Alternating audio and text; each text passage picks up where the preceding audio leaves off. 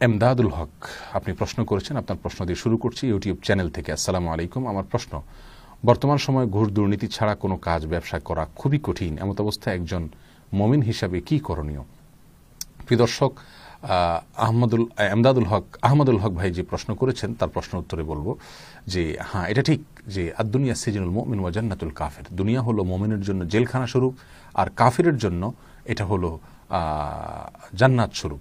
অতএব মুমিন কিন্তু দুনিয়াতে ভালো পথে সৎ পথে চলতে চাইলে সেটার জন্য বহুমুখী বাধার মুখোমুখি তিনি হবেন। অনেক বাধা তার সামনে এসে দাঁড়াবে। তার ভিতরে একটা হলো সৎ এবং হালাল উপায়ে উপার্জন করা। এটা কঠিন একটি কাজ।